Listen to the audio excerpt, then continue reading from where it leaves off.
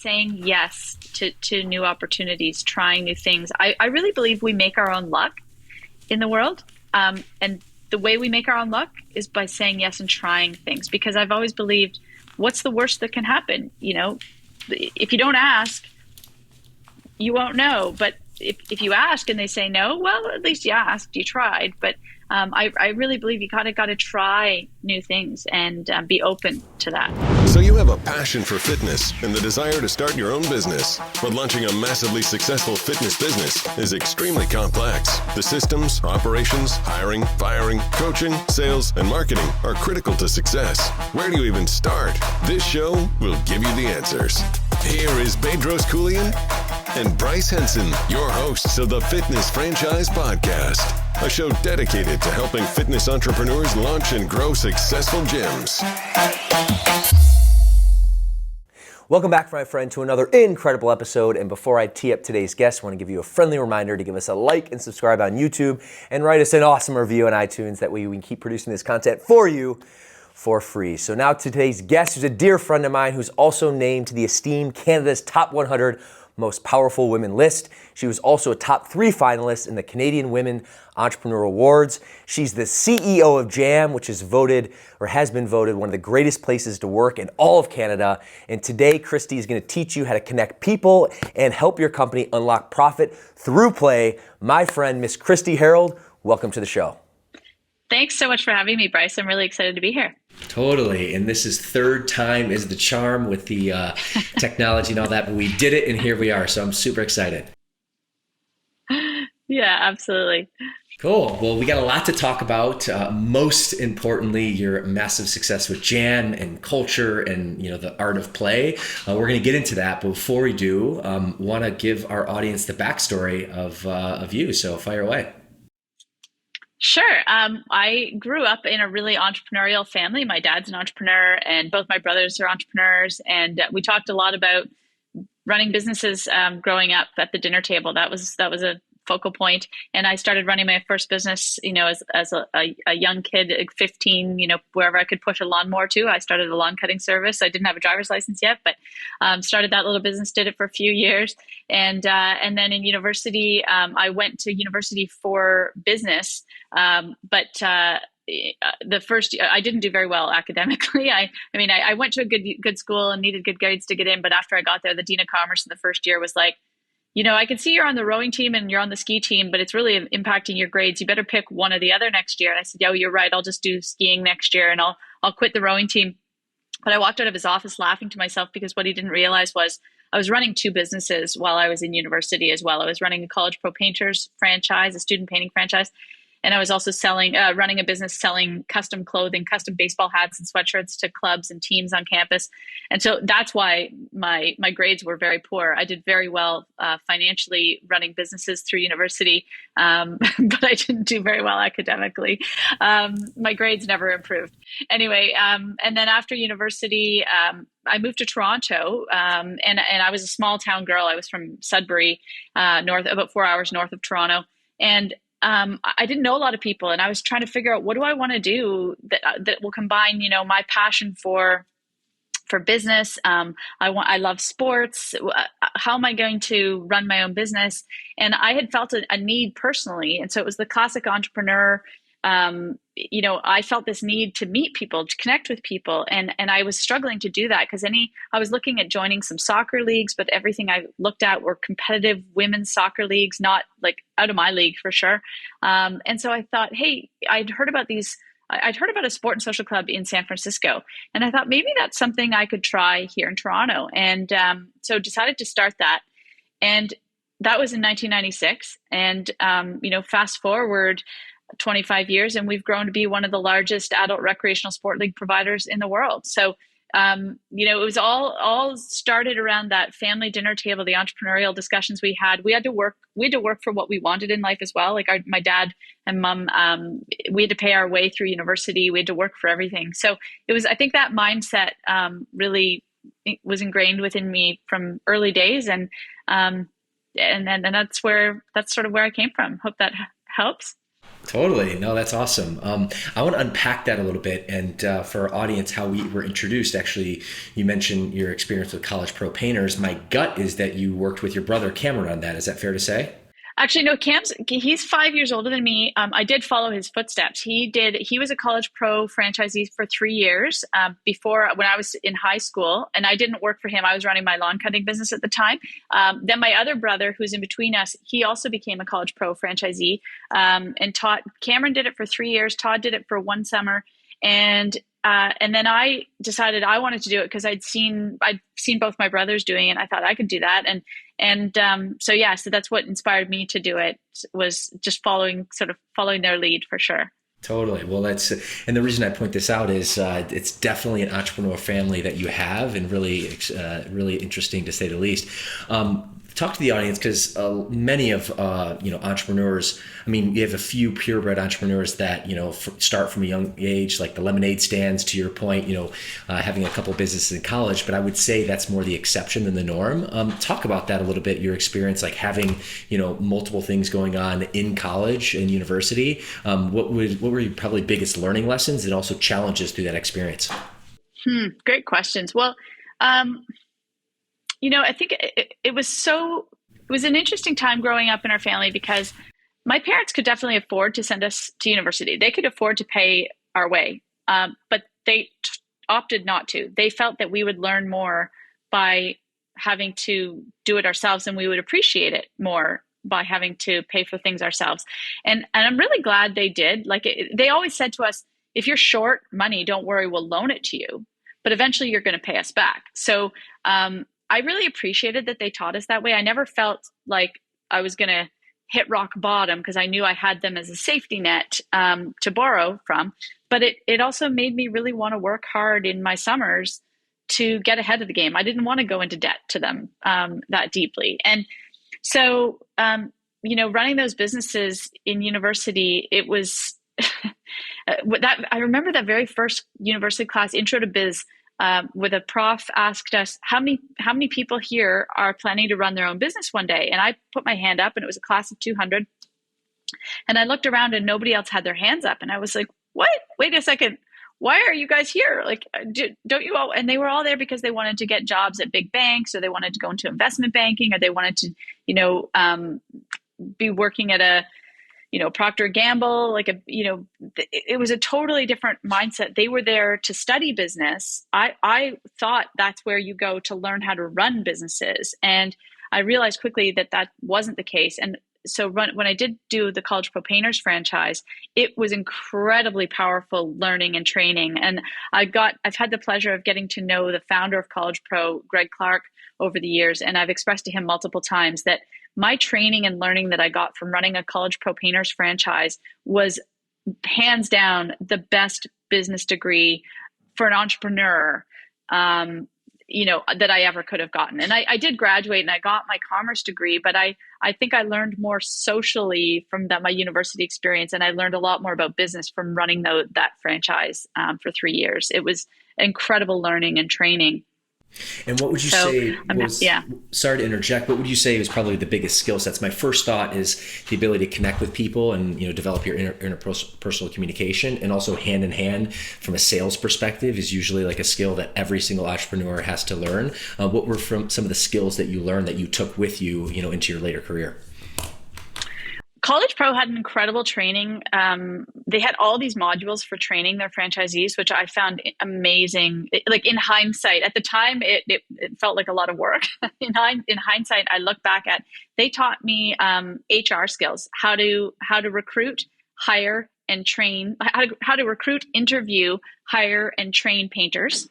They taught me sales skills, how to go find leads and jobs, how to go sell and interact with the client. They had the 10+1 sales module that you go through when you're selling the paint job to the client.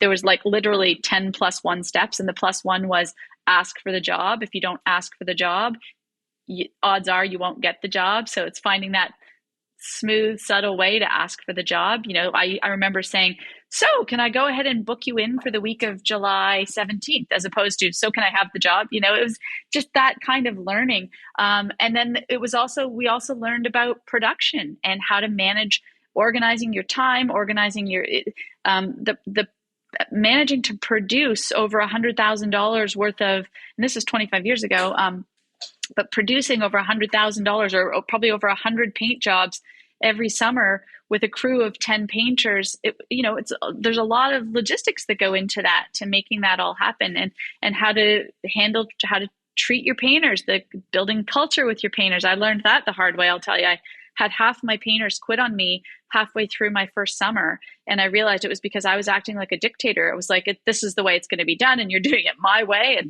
And then when they all quit, I was like, uh-oh, clearly, my dad sat me down and he's like, people are gold. You have to treat your people well. And so I totally changed my mindset with how I treated my people. I got them, I shared my vision with them.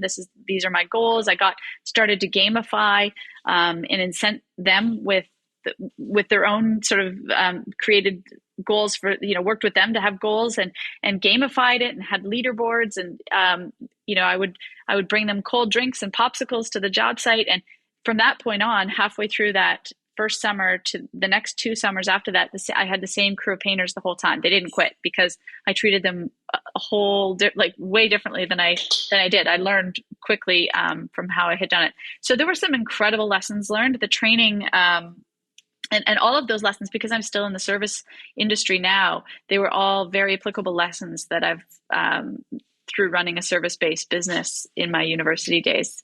Yeah, got it.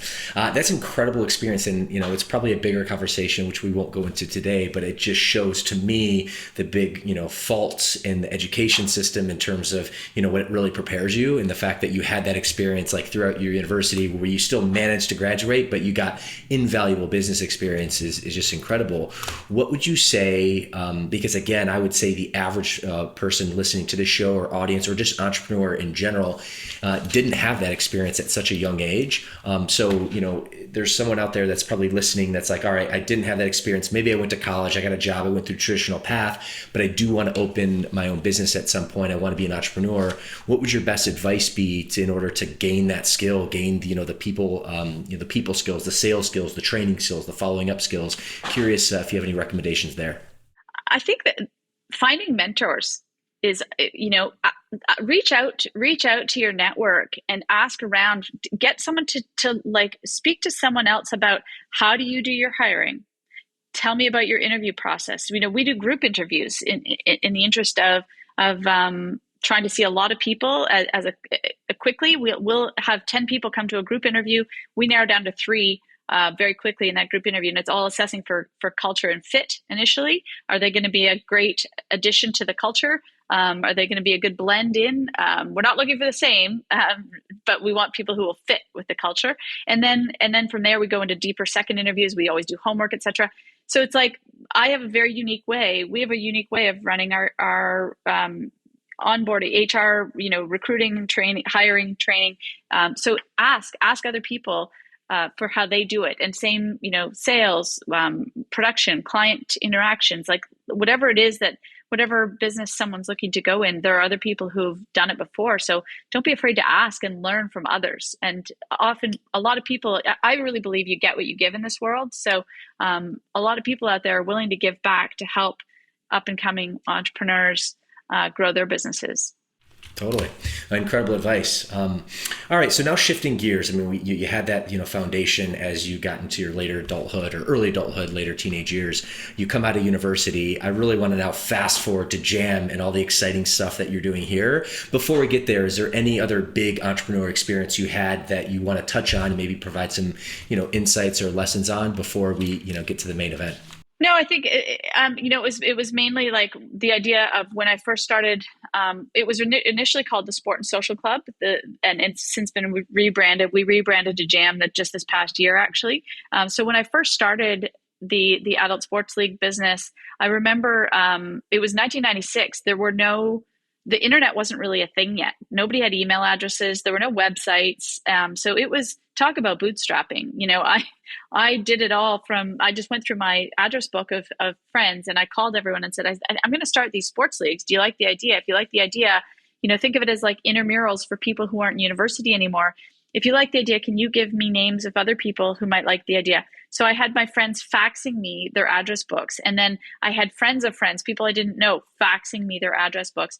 And I spent months calling people until I eventually had 800 names in my database. And I printed up a newsletter and I mailed it out with stamps, and asked people to sign up for the sport they wanted and the night they wanted. And I was offering 5 different sports. It was soccer, basketball, beach volleyball, flag football, and ultimate frisbee to begin with. And I remember going to a close friend of mine's father was a very successful businessman at the time in downtown Toronto. And I asked if I wanted to meet with him as a mentor, and run my idea past him. And this was before I had launched. And I remember walking into this big fancy downtown office building, and I told him my idea. And he said to me, "Interesting, this will never work."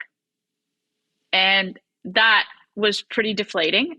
And I was like, wow, okay, now what? Like, I've just spent 3 months kind of thinking this is what I'm going to try and launch. And somebody I really respect is telling me it's never going to work. So I got on the subway and I went home, and I was pretty depressed. And then I thought, you know what? Like, I disagree. I think I can do this. I think that this could be something, and I'm not willing to give up on my idea. So I think I just would love to impress upon people, and 25 years later, we've connected probably close to 2 million people through playing of sports in the last 25 years. There's a lot of powerful, fun moments in people's lives have been created because I chose not to believe him, and I chose to really pursue what I wanted to do. And the other thing that happened early days, it was a week before the leagues were set to start. I had set the starting date of when, opening night, and I had 13 teams signed up to play across 5 sports. And the price point was about $300 or $350 a team at the time. So do the math there, 13 teams at $300 a team. It was about $4,000 in revenue. And I'm thinking, if I have 4 seasons a year, $16,000 in revenue, like, I can't survive. That's revenue, right? There are costs. What have I done? I've just quit my job. I had a full-time job with College Pro for a year before I started this business, and I've just left my job, and I'm putting everything I have into this, and this isn't, like, what am I going to do? And I cried for 2 hours. I lay down on the floor of my room and cried. And then I thought, I can keep crying, or I can get up and I can call people, because crying's not going to change this. And so I got on the phone and I called everyone, and I said, you said you were going to sign up a soccer team. Now's the time. Hey, you said you were going to put in a basketball team. It's time to sign up. Like, it's now or never here. Let's go. And within 4 days, I had changed that. 13 teams had become 52 teams, and we were ready to go. And that first year, we had 250 teams in that first year sign up to play sports. And by 2019, pre-pandemic, we had about 11,000 teams a year playing in our leagues, and over about 40 full-time employees and over 350 part-time employees. We were playing in 11 different cities, getting about 150,000 people off the couch and active every year. So it was really a great thing that we built over the last 20 some years, and I'm glad I didn't give up. Yeah, good on you. Well, there's a lot of nuggets there. We'll talk about the pandemic in a second and how you kind of change. But what would you say, like, what's the mission? What's the vision? What are the values of JAM? And I guess I'm curious, like, why the organization exists, and really from a mission perspective, because I know you have a big calling. And for me specifically, just, having gone through an experience, what I see so much value in is the culture play. I know we talked about, you create fun in these experiences, which, in running a business, it can seem like a soft skill. But at the end of the day, you mentioned this earlier that I wrote down from a note, people are gold, and we're in the people business. So it's important to connect and have good culture and relationships in order for your people to move mountains. So can you talk a little bit about high level, the mission, vision, values of JAM? Yeah, absolutely. So the mission or the purpose of JAM is connecting people through play. Our vision is to get 1 million people playing annually. We've touched, as I said, over 2 million lives already, but I want to be able to say every year we get 1 million people connecting through play. And then our values are, we have 6 core values: chase the vision, deliver what you promise, take pride in what you do, treat everyone like your best friend, get shit done, and find a better way. So those are the 6 values, and all the decisions we make at the company, we always can go back to those 6 core values and to our vision and to our purpose. If we ever are unsure of what to do, it's so easy when you have the vision and purpose and values laid out like that, to how to make your decision. Is this going to get 1 million people playing? Am I delivering what I promise if I do this? Is this treating everyone like my best friend by making this call? It's always, we can kind of go back to those as guideposts on our way to what we're trying to accomplish. And from your perspective, and that's incredible, thank you for that insight. Why, from your perspective, I mean, certainly the fitness element is absolutely needed. And being in the fitness industry myself, 50% of the American population is statistically obese. Canada's better, but not by much. So the fitness element and getting off the couch really speaks to me, and I know speaks to our audience. But drilling it a little bit deeper, that now you've laid out the mission, the vision, the values, but what's the big takeaway and what's the big value to organizations that link up with you to create that culture of play? What sort of output do they see and they get from the experience with you?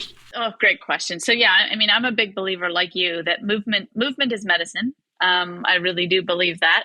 And so for the first 24 years, 1996 to 2019 or whatever, however, I think that was 24 years, pre-pandemic, we were all about connecting people through the playing of sports.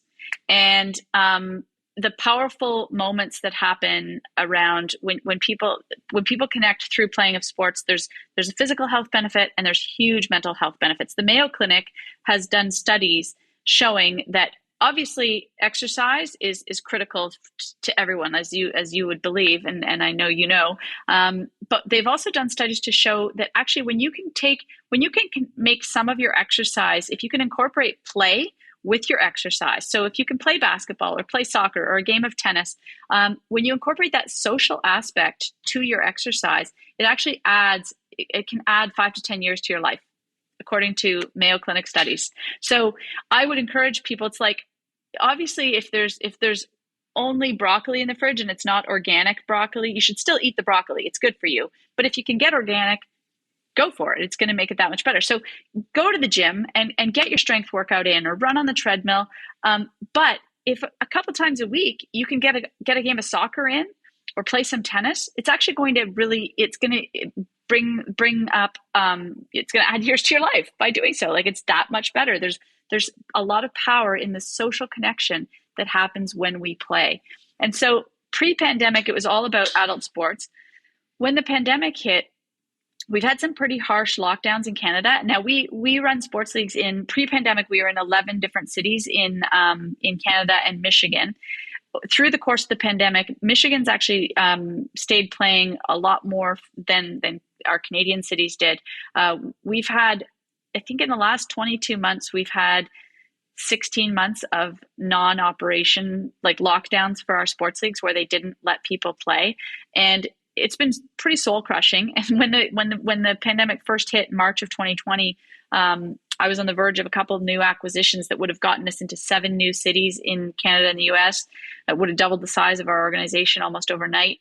Those got put on pause immediately because we were shut down. I had to temporarily lay off 26 of my 40 full-time employees. It was a very, very stressful, harsh time as an entrepreneur. It was the most challenging time of my career. And we had to figure out, I remember speaking to my brother Cameron, who he's a business coach and he's a really sharp guy. He said, you got to move on. You've got to go virtual. You're going to have to figure out something virtually. And I remember him kind of yelling at me to wake me up a little bit, a little kick in the ass. And he's like, look at all the fitness clubs. They're all moving online. They're doing online classes. And I remember screaming back at him. And I was like, Cam, you can't play soccer over the internet. You can't play beach volleyball on your phone. It doesn't work like that. And I was very stuck in my thinking, and I was feeling a bit sorry for myself. And after a couple months, I realized like kind of like that time where I was falling on the floor crying, that's not going to do anything, feeling sorry for myself. Like I got to get up and figure something out here. So we started throwing a lot of shit to see what would stick. And we started doing one of the things we started doing for our players, for our members, was we started offering virtual games. We were connecting them through a different kind of play. We were playing bingo and trivia and online speed dating. And we were seeing what that resonated, and people were really having fun. They were laughing. And so I thought, hey, maybe there's a way we can help all these corporations that are now remote. Maybe we can help them connect through play and help their culture, because culture is something that's been very important to me over the years. I've done a lot of speaking on the importance of a strong work culture. Mm-hmm. So we built this new business of running virtual events. So we now have over 12 escape rooms. We do scavenger hunts. We have a bunch of different game shows like Survey Says, which is our version of Family Feud, and Jeopardy, and Reveal of Fortune. And we have a whole bunch of different, 12 or 15 different virtual events that we can do for remote or hybrid teams. And we're now helping teams all over the world connect through play. It's just a different kind of play. We still have this playing of sports, but we also have playing of games and events.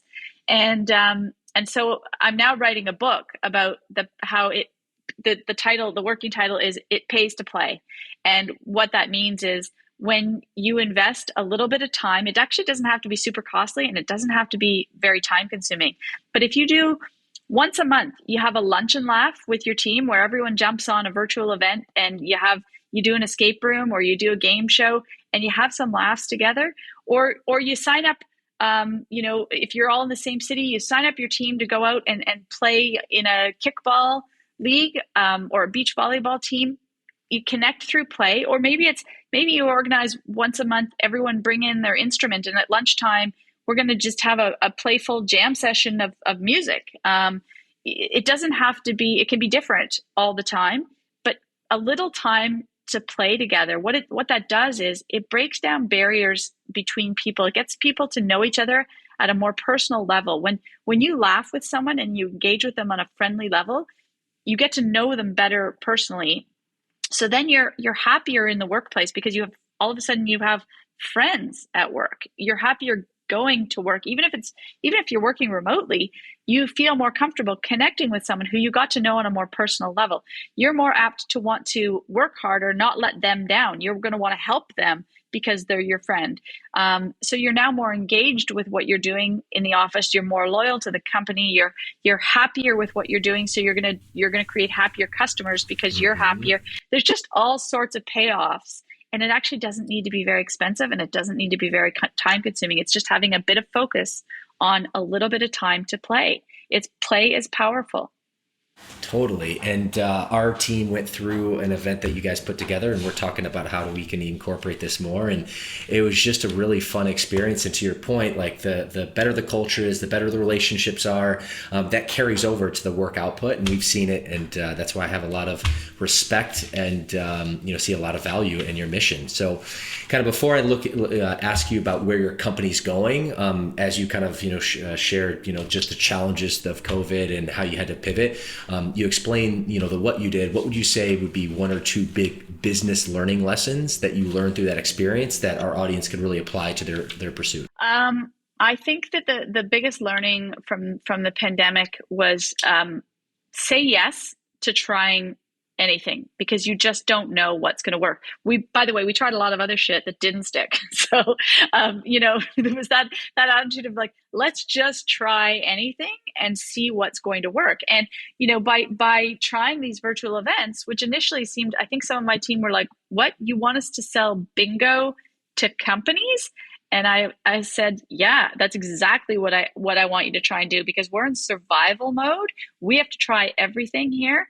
And what we learned was people benefited from play, and they saw value. And the majority of our, I think over 75% of our events now have been produced for repeat clients. Like people aren't just signing up for one jam event, they're coming back for more and more and more. And then they're telling other people in other departments at their companies, oh, you should use jam because we just did this really fun escape room, or we just did a really fun scavenger hunt, or we did a really fun game show, and so the word is getting out that there's power. And if we hadn't tried it, we wouldn't have known. It's a matter of like, go through all the doors that are opened for you, try things and see what happens. And you don't want to necessarily do that all the time, because then you can easily get distracted as well. So it's, but it's a matter of, don't be afraid to try things, I think is probably the biggest lesson that I learned from the pandemic, and really happy we did, because we built a whole new business out of, we did over 7 figures in revenue in the first 11 months by trying this, and we've connected that first year, we connected over 55,000 people through playing in over 1,500 events in 25 different countries. And so now we have this global business that didn't exist before, because we weren't afraid to try something new. And that's going to keep growing now. Yeah, good on you. And that's the story and the spirit of an entrepreneur, and also a big visionary like yourself. And I feel like you look back and, certainly, when you look at very successful entrepreneurs or visionaries, you typically see the 1 or 2 ideas that were really big, but you don't see all the ideas that, that didn't stick. But it's that taking that scientific method approach and basically just putting stuff out there, adjusting course. If it works, run with it. If not, just again. And, that's incredible. Now, kind of looking ahead, Kristi, we're shooting this in early 2022. What's the next year to 2 years look like for Jam? Where are you going as a company? Thanks for asking. So we're actually, our sports leagues in Canada or in Ontario are shut down again right now, which is really frustrating. We're operating in our Winnipeg location, Winnipeg, Manitoba, and we're operating in all our Michigan cities, but we're not operating in Ontario, and that's probably 80% of our company. But we'll get playing again, and eventually, I think I'm hoping that the lockdowns will stop, and we'll get to consistently build back the sports business. I'd like to think of us as a 25-year-old startup, in that we have 25 years of experience behind us. So as we rebuild, we know what mistakes to avoid. We have that going for us, which is great. So we are very much in rebuilding mode with the sports side.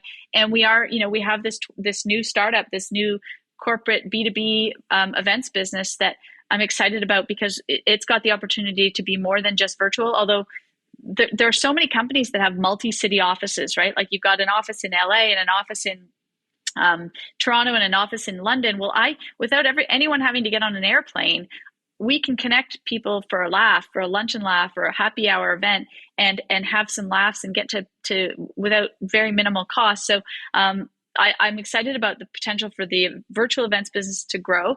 I'm also really excited to start doing more in-person corporate events, which is something we were looking to do before the pandemic, and now we actually really have a launch pad to do that.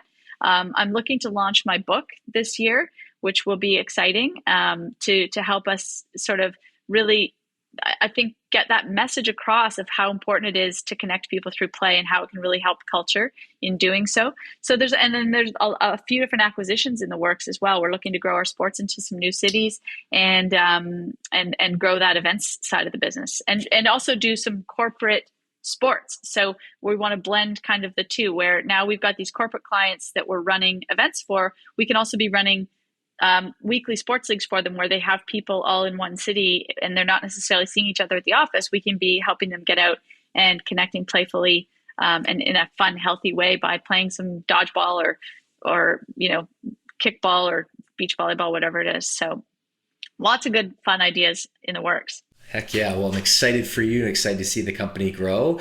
As I transition, before we get to the lightning round, I want to, kind of highlight, some of your accolades and transition, not only to highlight some of your accolades, but also to give us some insight into your particular zone of genius. So, Kristi, when I was researching for this interview, one of the accolades that I saw, and speaking of your success with Jam and your 25-year entrepreneur spirit, was you were a winner of the Canada's Top 100 Most Powerful Women, and I think you were the top 3 finalists for Canadian Women Entrepreneur Award. So from that perspective, congratulations. I think that was awarded a couple of years ago. Yeah, absolutely.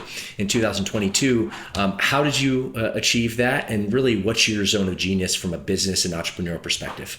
Yeah, those were quite the honors to receive, for sure. And honestly, it's been the success the Jam has had has not been just me. It has been absolute teamwork. I mean, I have an incredible team that are really all passionate about our purpose of connecting people through play. And in terms of my unique zone of genius, connecting people is actually something that I just naturally love to do. And so being a community builder is sort of what, if you look at everything I've done in my years here on the planet, where I spend my both for fun and in business, it's all about connecting people through play. And I'm always like, hey, let's have a book club. I started a community adult musical theater group for fun, and we've produced over 11 musicals over the years, and raised over $500,000 for charity doing that. And then, if you look at both the sports business and the events business, it's all about connecting people through play. And so connecting people is a big part of what my unique zone of genius, as well as the other one I would say is being, one of my teammates says, you're relentlessly optimistic. Another way of looking at that is I don't see the hurdles that other people see. When people see like, oh, well, we can't do that because of this, I'm like, well, who cares about that? Let's just go around that this way. Like I see a way through things. If I'm a big believer that if there's a will, there's a way. So I don't get bogged down by things that are out of my control. I look around those and find ways to get it done differently. So I think those are probably the my unique zones of genius, I guess, if you want to use those terms. You are a true visionary. I love that. All right, very good. Well, this has been so valuable. I know tons of golden nuggets I've been writing down. I know our audience has received those as well. Now I want to transition for the sake of time to the lightning round and really just, allow you to reflect on, your past experience and success, and really be able to, impart some good words of wisdom or knowledge to our audience, if that works for you. Sure. All right, rock and roll. My first question, the lightning round. If you can think back, Kristi, to your younger version of you before you were an expert in your field, what would you say was one thing that was holding you back, and how did you overcome it? That's a tough one. Because that's actually like what I do. I don't really let things hold me back. Like that's that's kind of my unique zone of genius, is like I don't see hurdles. I just go through them. Like someone called me a never give up kind of girl. Like I'm a dog with a bone. If I have an idea, I'm not going to give up. So I don't know. That one. That is the answer. That's awesome. Good on you. Okay. All right. Next up, being a visionary, an entrepreneur, a CEO, you're in the business of giving good advice. I want to flip this question though. What was one of the best pieces of advice that you've ever received, and why? That's a great question. I would say someone once said to me, if you're not growing, you're dying. Keep learning, keep striving to grow, change, and improve. Don't get static. And another person actually around the same time said, every horse eventually goes lame. And what they meant by that was I was in cruise control with my business. This was probably in 2013, 2014, 2015, that range. I was sort of in cruise control, and I was a bit bored, and I was looking for change. And I thought, my business was like kind of impenetrable. Like nothing was going to hurt this business. I'd built a great business, and I was sort of coasting. And when they said that, I was like, that's interesting. Maybe I do need to change it up a bit. And so it was 2016 that I decided I really want to grow the company. And that's when I started to put the vision in place, put the vision, the values, the purpose, like getting 1 million people playing. That became the goal not until 2016. And it was because someone said, if you're not growing, you're dying. And it was from 2016 to 2019 that we did 8 acquisitions that helped us really get to the growth that we've had. And we'll keep going now that once the pandemic is sort of, we did an acquisition a few months ago, and we'll do more of those as the pandemic fades, hopefully into the past very soon. But that advice, I think, was really key. If you're not growing, you're dying. So keep learning, keep striving to grow and change and improve. Love it. And, certainly there's a big mission behind this podcast, but Kristi, if I'm being honest with you, selfishly, our audience gets a ton of value, but I love it being able to learn and grow from entrepreneurs like you. So incredible advice. All right. That's next. Awesome. Yeah, totally.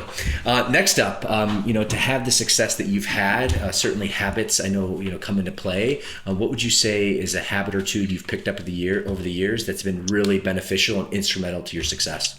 Well, like you, I'm sure exercise daily. Movement is medicine, as I've said before. I get up early every day just because I like getting up early. That quiet time, I get exercise done, I read, and it's a great start to my day. So, and then I think that the other habit is saying yes to new opportunities, trying new things. I really believe we make our own luck in the world. And the way we make our own luck is by saying yes and trying things, because I've always believed, what's the worst that can happen? If you don't ask, you won't know. But if you ask and they say no, well, at least you asked, you tried. But I really believe you got to try new things and be open to that. Heck yeah. All right, next up, as we wind down here, I got two more awesome questions for you. Kristi, I believe that leaders are readers, and you're certainly a leader. And one of the things you just hit on was reading. What would you say is an incredible book recommendation that you would want to make to our audience? Oh my gosh, I've read so many books, both for pleasure and business. I usually have a couple on the go all the time. Business books. I have to say, actually, my brother's he's written some great books. His book, Double Double, Vivid Vision, and Meetings Suck. Three of those I found. I got great nuggets from all of those. I also, both from from personal and sort of a business mindset, I really think the book, Viktor Frankl's book, Man's Search for Meaning, everyone can gain something from that. Really powerful book. There's so many good books. I'm on Goodreads, so hook up with me on Goodreads. Bryce, do you use Goodreads? No, I didn't even know about that app. Oh, it's a great app, and yeah, it's called Goodreads, and you can plug in the books you've read, and you can rate when you've read a book. You can rank it, like you give it a rating, and then any book that you hear about that you want to read, you can add it to your want to read list. And so it's a great way when you've got other friends when you share book titles that you sort of both like. It's a good way to get other ones from that. So I love that app. Awesome. Well, noted. And I'm going to go ahead and do that and connect with you on it. All right, Kristi, before I'll ask you where our audience can find you and ask our final question, which is really going to be your parting words of wisdom, just for our audience, a couple of big takeaways that I've learned from you and even on this call. Big takeaway, people are gold.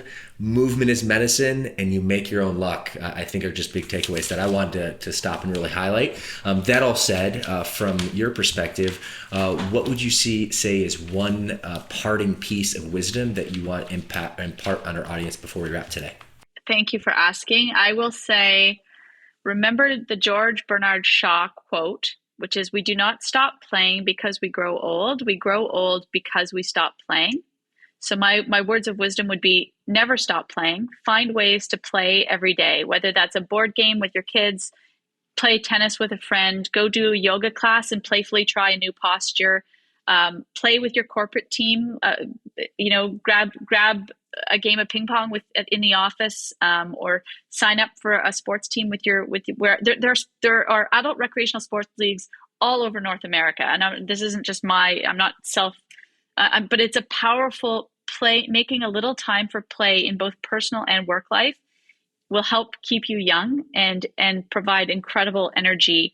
I just can't stress enough how important it is to make a little time for play every day. The doctor, what's that saying? An apple a day keeps the doctor away. I would argue play every day keeps the doctor away. Amen to that. Not only from a personal perspective, but then also tying it to the business perspective. And this is something that we teach at our franchise Fit Body Bootcamp. The better, the more active you are, the more engaged you are, the stronger your culture is. Like, your team is your product, and really that's what is going to make you successful, both from a business perspective and then, to your point, from a personal perspective as well. So, Kristi, this has been awesome. Really, really appreciate you. I've gained a lot, and I know our audience have as well. Before we shoot, doing you a solid so that way we can introduce our audience to you and they can continue to follow you. Where can they connect with you, whether it's social or a website? Would love to find that. Thanks so much for having me. It's been really fun. I love talking about play and sports and connecting with people. So thank you for having me, Bryce. I really appreciate it. And business, obviously, it's such a fun topic. I am on LinkedIn and pretty active on LinkedIn, and I'm on Instagram and Facebook, but I'm also, and our website is jamgroup.com. So jamgroup.com. And I have a personal website coming when the book launches. My personal website will launch too, but it's not quite there yet. Okay, well, we'll have to have you back on when that launches and talk to you about that. But Kristi, this has been awesome. Thank you so much. And Fitness Franchise Nation, I know you got a ton of value today. And as always, if you could like and subscribe, and that way we can keep producing this content for you for free. Kristi, thanks so much. Really appreciate you having you on. Thanks for having me, Bryce.